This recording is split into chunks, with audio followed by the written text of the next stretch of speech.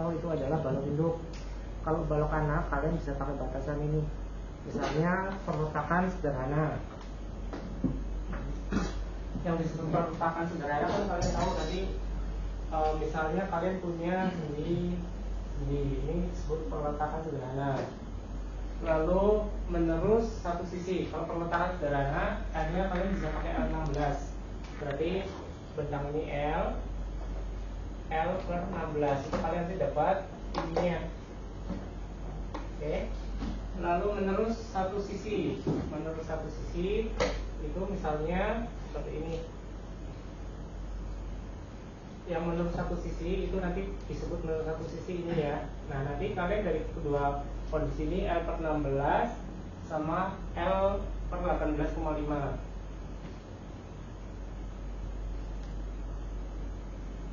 Kenapa? Karena kalau misalnya kalian tahu perletakan sederhana, momennya kan seperti ini nih. Kalau kalian punya dua perletakan di tengah, misalnya ada yang menerus, momennya kan dia akan naik seperti ini. Jadi nanti defleksinya lebih kecil. Oke. Lalu menerus dua sisi. Yang menerus dua sisi itu seperti ini.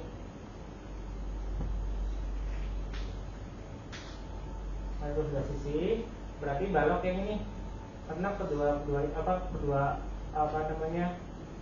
bentangnya itu menerus. Jadi momennya kurang lebih seperti ini.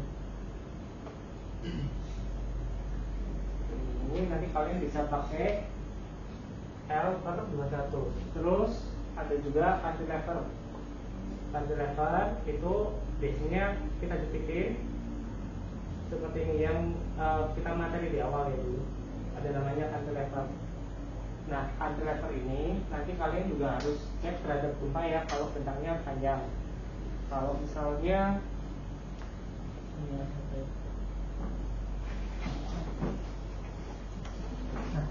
misalnya kalian punya kayak gini ya, ini ada cantilever, semakin pendek, dia kan kokohnya tinggi, defleksinya cukup rendah nih, misalnya ada beban segini.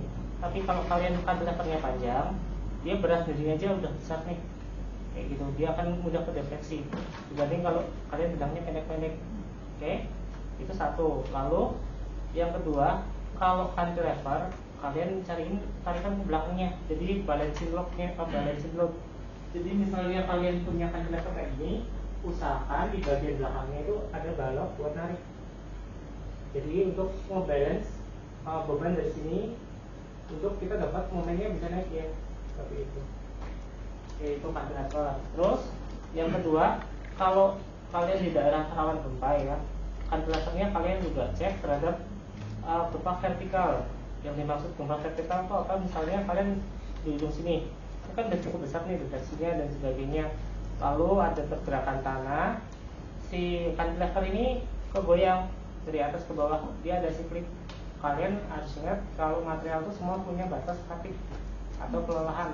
Kita juga manusia kan kalau suruh kerja terus, misalnya 8 jam tanpa libur pun akan capek, artinya statik kan kayak gitu. Ini material juga sama. Jadi saat kalian punya cantilever cukup panjang, ya kita bisa batasi misalnya 8 meter dan sebagainya. Nah, di sini nanti kalian cek juga terhadap beban gempa vertikal seperti ini. Kalian bisa masukkan beban gempa, kemarin kalian juga belajar. Nanti gempa vertikal ini harus mengakomodir. Jadi cantilever ini jangan sampai pas ada gempa, dia kan ngedoyongnya lebih banyak nih daripada beban biasa. Kalau beban biasa kan cuma sekali doang, seperti pelan-pelan. Tapi kalau kalian ada gempa, dia akan naik turun seperti ini. Berat dirinya akan berpengaruh. Walaupun di SMI kita udah mengakomodir namanya 0,2 dikali SDS yang kalian masukkan ke dalam tambahan dead load kemarin. Oke. Jadi nanti buat cantilever kalian harus hati-hati kalau bentangnya biasanya di atas 2 meter, itu kalian harus memperhitungkan gempa dengan baik. Nanti kalian bisa nambahin pulangan dan sebagainya. Jadi tadi kita sampai yang cantilever yang dimensi ya.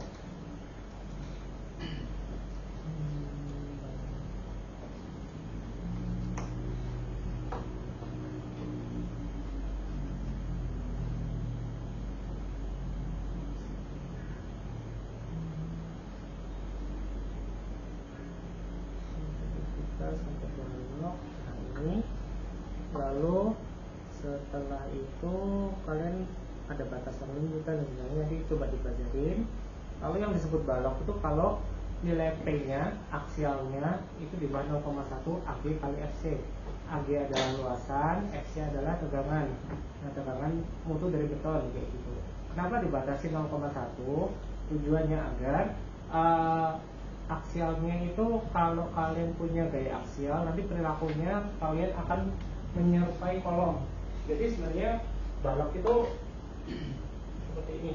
Kalau kalian ini diagram interaksi, ini ada momen, ini ada P, lalu di sini ada P tarik, kayak gitu. Nah di sini kan kalian punya betulnya P-nya aksialnya dibantu 0,8 ya. Lalu nanti kalian kalikan P faktor buat aksial tekan dari 0,8 sampai balance 0,9. Nah di area ini nanti ada namanya kondisi balance. Jadi pas kondisi balance ini nanti kalian dapat momen yang paling besar. Tujuannya untuk mendapatkan apa ya, energi yang lebih besar. Jadi kalau kalian udah tahu kalau kegagalan lentur itu adalah yang paling baik. Nah pas kita punya balok dengan momen lenturnya bagus, aksialnya rendah, biasanya dia berakhirnya dangkal kayak gitu. Tapi kalau kalian punya aksial yang cukup tinggi, nanti terjadi kegagalan aksial itu biasanya tegas. Kalau kalian tahu kan, kalian udah kemudian beton nih, pas ditekan dia langsung pecah kan, tanpa ada maksudnya. Ya mungkin perkasnya cuma sedikit nih, tapi kalian tekan langsung meledak. Kalau FC-nya kalian lebih dari berapa ya, 50 MPa, biasanya ledakannya cukup besar tuh.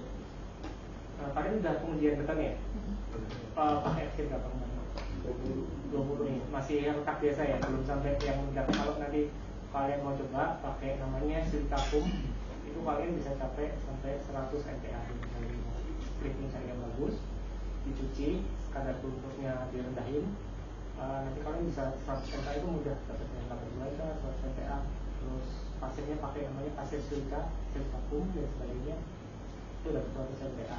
Tapi dalam skala apa namanya industri masih agak susah. Kita kalian cuma di 60 MPa, di 20 MPa di Indonesia ya. Kalau di luar negeri kalian bisa sampai 82 MPa. Sebagainya yang dipakai buat air spring itu 80 MPa.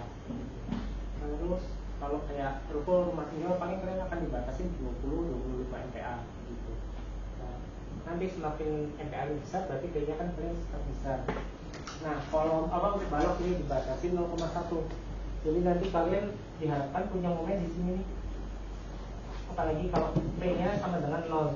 Tapi kalau P sama dengan 0 itu agak sulit terjadi karena kita punya aksial dari goyangan lempah. Itu kalian pas ada kayak apa namanya gaya horizontal, baloknya ini akan menerima aksial juga seperti itu. Misalnya kalau dari atas kan kalian cuma dapat momen nih, tapi nanti kalau ada gempa si balok ini akan ketekan. Jadi ada P-nya. Nah P-nya ini dibatasin sekitar 0,1 AG kali FC. Itu nanti kalian masih bisa klasifikasikan si balok itu sebagai balok moving ya, kayak gitu. Jadi bukan sebagai kolom. Kalau kalian nanti perilakunya sebagai kolom, kalian harus pakai ini diagram interaksi untuk memasukkan gaya P-nya seperti itu. Jadi kalian bisa cek juga. Oke, tadi kita lanjut mungkin geser sama ini buat perencanaan. Nah ini batasan tulangan. Nah tulangan lentur nanti ada namanya AS-nya di pasal 9.6.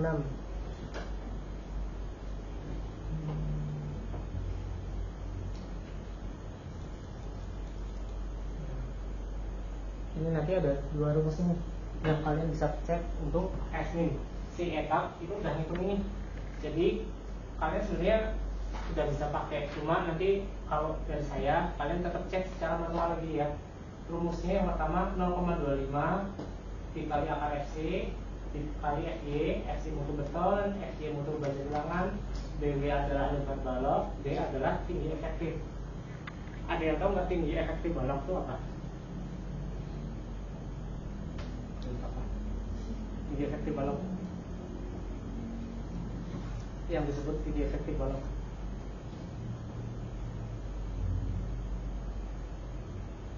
Ayo, kalian lihat tinggi efektif balok. dikurang selimut bukan? Dikurangin selimut dan dikurang tulangan. Ya, setengah tulangan. Ya. Jadi tinggi efektif itu nanti kalau kalian punya balok, kalian kan hitung namanya momen ya, dengan momen kalian punya garis sentral GN, garis sentral. Misalnya tulangan kalian di bawah seperti ini. Nah, kalian kan nanti hitung pertama garis sentral dulu. Nah, di sini nanti ada tarik dari baja, tekan dari beton seperti ini. Tekan dari betonnya ini, nanti kan kalian modifikasi pakai rumusnya ini yang 0,85. Jadi blok beton besar seperti ini. Nah, di sini nanti kalian akan ada namanya hitungan momen couple untuk dapatkan kapasitas momen. Nah, di sini kalau untuk tinggi efektif nanti kalian hitungnya dari serat desak terluar, berarti area ini desak terluar sampai dengan serat tarik seperti itu. Tariknya ada di pusat tulangan. Berarti tadi sudah benar ya. Tinggi balok itu kita misalnya sebutnya sebagai H dikurangi selimut beton. Untuk selimut beton untuk area yang terlindung dan digunakan sebagai struktural. Selimut betonnya berapa? Selimut beton. Selimut beton. Yuk, yang bisa selimut beton. Selimut beton, persyaratan selimut beton minimum berapa? Buat balok, kolom. Ini angka-angka DP yang harus kalian hafalin. Yuk, selimut beton. Berapa? 20 itu plat lantai. Karena ya 40 itu. Iya. Jadi buat kolom dan balok nanti kalian minimum selimut betonnya itu 40. Caranya masangnya pakai namanya beton decking. Jadi nanti kalian di lapangan pasang namanya paling mudah nih, kalian punya beton yang tebelnya 40, nanti pakai kawat cantolin, pas dipasang casing tulangannya tetap terlindungin. Jadi selimut betonnya kalian terjaga di 4 cm kayak gitu. Oke. Jadi nanti kalian kurangi 4 cm itu untuk selimut beton. Lalu tadi yang disebut 20 itu biasanya untuk tulangan plat lantai. Kenapa kalau plat lantai kita nggak pakai 40?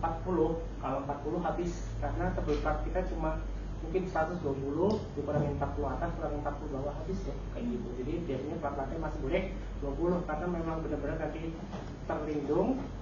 Nanti kan kalian masih punya namanya stacking, masih punya keramik, masih punya plafon, mungkin akan melindungi kayak gitu. Tapi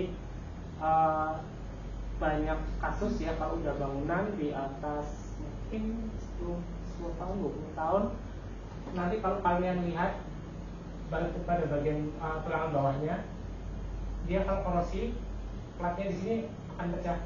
Jadi udah cracking itu karena pertama korosinya masuk selimut betonnya tujuannya apa? Untuk melindungi tulangan agar nggak korosi.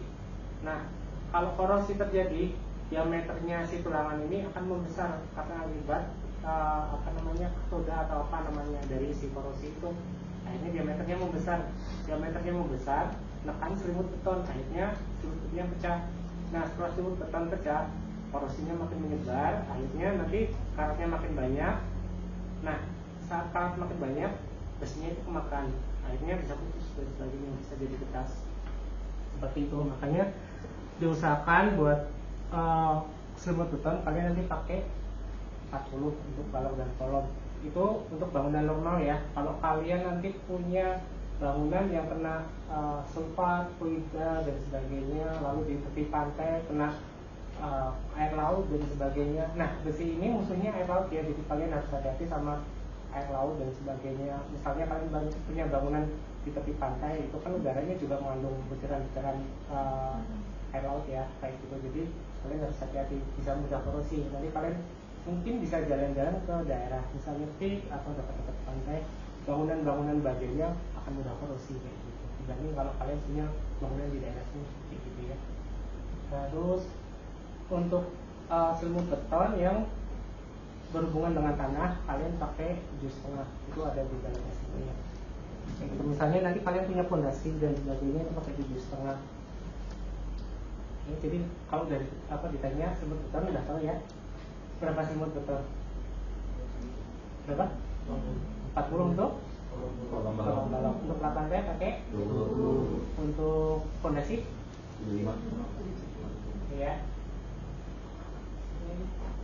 Nah, 40 ini nanti kan kalian sisi terluarnya masih ada namanya sengkang ya.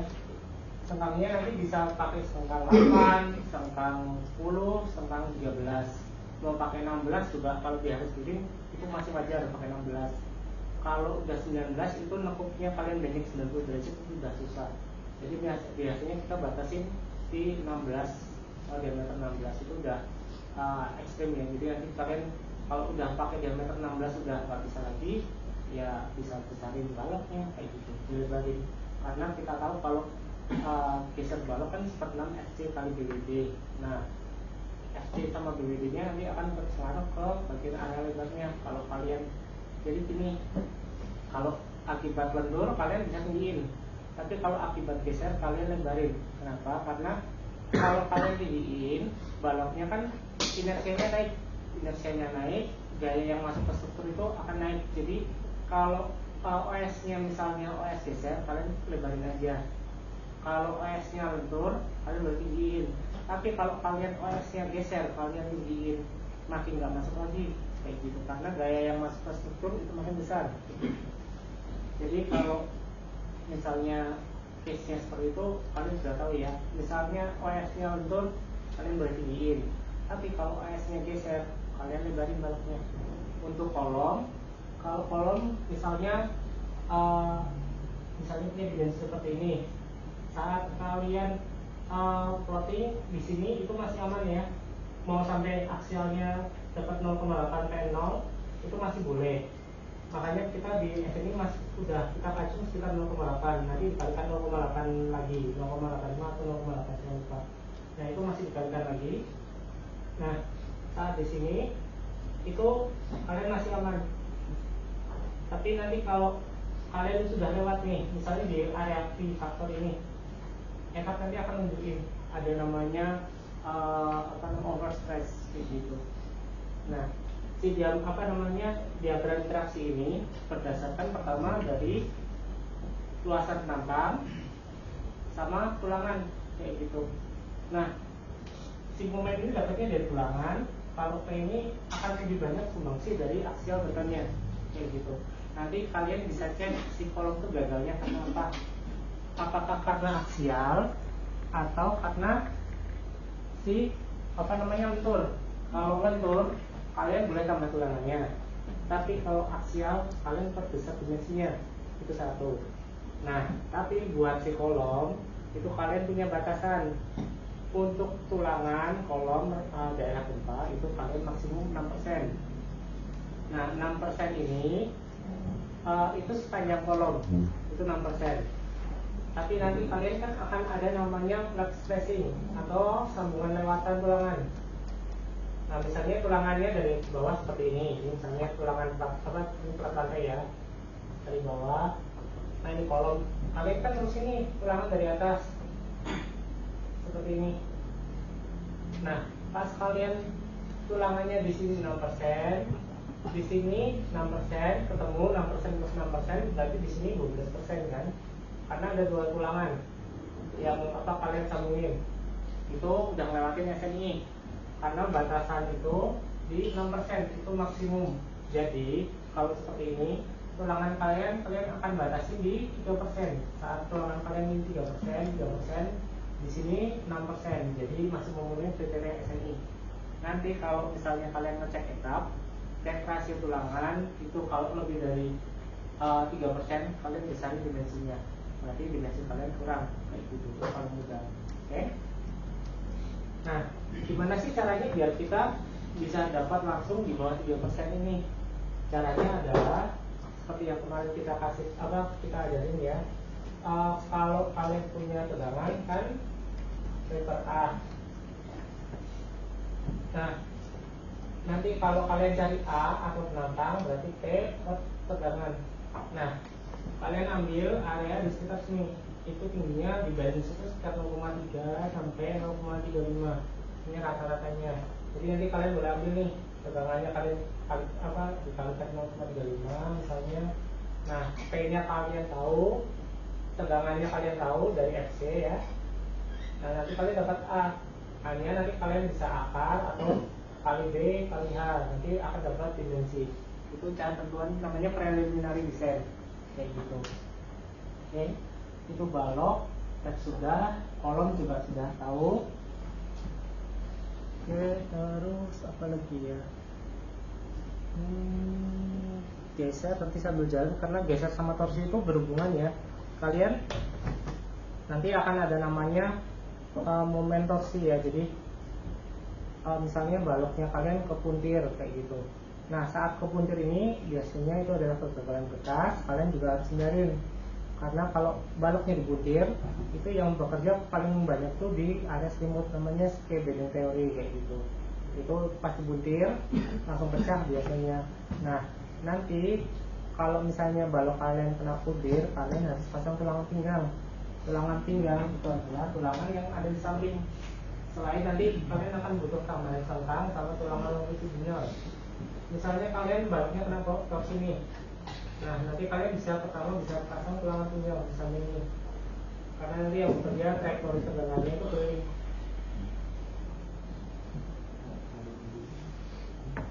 Oke. Nah, ada kesini. Torsi kemarin udah dijadikan ya. Nah, ada dua. Nanti pertama kalian nambahin tulangan